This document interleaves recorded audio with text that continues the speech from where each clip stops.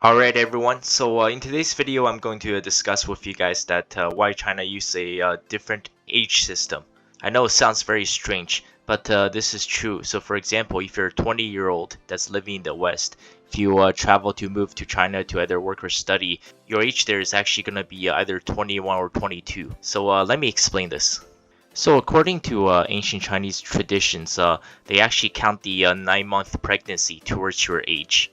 It sounds very crazy. It is called birth date, and when you translate it to Chinese, it is still called birth date, not the date that you're conceived. But this is ancient tradition that's been passed down through many generations. And so, yes, ancient China, they believe that a person's life starts at the beginning stages of the pregnancy.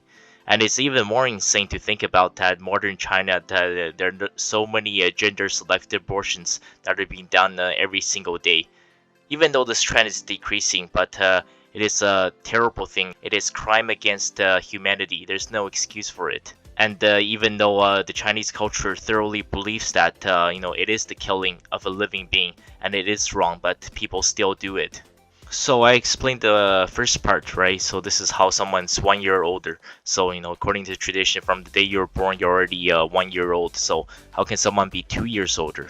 So on top of the pregnancy, a person grows a year older not during their birthday. It is actually during the Chinese Lunar New Year every year. So, for example, if you look at this year, the year of 2023, Lunar New Year, Year of the Rabbit, was on January 22nd. So, for example, a baby that's born on January 21st of 2023, just a day later on Lunar New Year on January 22nd, that baby is considered 2 years old. So this system really doesn't make sense to me, but this is an ancient Chinese tradition. So this is why someone, for example, in the West could be 20 years old, but they will be considered 21 or 22 in China. But a lot of things have changed. Like I said, this is a ancient Chinese tradition that's been passed down through generations. But many people today, especially in the younger generation, they've adopted the system in the West because it doesn't make sense for a baby to be 2 years old, right? It makes a lot more sense when your birth date actually starts at the date of your birth, not the date when you're conceived.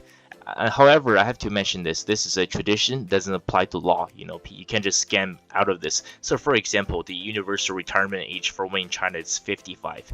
For men, it's either 60 or 65. Yeah, where are the feminists? For example, so if a woman, she wants to collect her pension in China, right? You have to wait until your 55th birthday. You can't just do it right after Chinese New Year's on your 54th birthday. The pregnancy doesn't count when's the law, and the Chinese New Year thing, it doesn't come into factor. Has to be 55 years after the day you were born. So I think this makes a lot more sense. So very important. It is a tradition. It's not a law. So if you're wondering why the Chinese New Year and many Chinese holidays always falls on a different year every year. Well, first of all, it's based on a different calendar, right? It's not using the Gregorian calendar where the West is using. So this system is extremely old, right? So these ancient Chinese scientists, thousands of years ago, then they conducted many studies with the limited tools they had, and they came into the conclusion that a year should be split into 12 months, and roughly each month is 25 to 28 days ish. And this is pretty accurate considering that they came up with the system thousands and thousands of years ago with very limited technology and knowledge of our world. But the old system eventually, throughout history, had to be adjusted when people realized that this falls short of a full year because it doesn't really match the 4 seasons. So it was adjusted and they added the leap month system. Yes, it's not leap days in the Chinese calendar. They have a leap month. And don't quote me on this. It's a very weird sequence. It's not like once every 3 or 4 years. I think they add extra 5 months. And yes, the leap month is always in February, the second month of the year. So every 23 years, they add extra 5 months.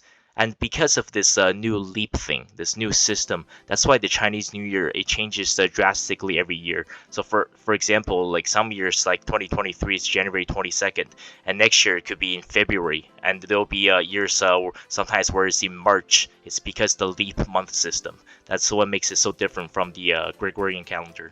I will explain the Chinese zodiac in full detail later on, and the origins of the Chinese zodiac. It's actually quite complex, and it's not just the 12 animals. There's a lot of other stuff to discuss, but that's for a separate video. And I will come back to the topic of abortion. I understand it's a difficult topic. Whatever side you choose, you know, like, half the people are gonna hate you. But I will come back to this topic because it is an issue in China. Because you know, in the West, you talk about Roe v. Wade and all of this stuff, but the abortions in the West, there are rookie numbers compared to what's happening in China. It is just rampant everywhere. Millions of abortions, tens of millions of abortions taking place every year. But that's for a separate video. So thank you guys so much for watching this video. We'll see you next time. Bye bye.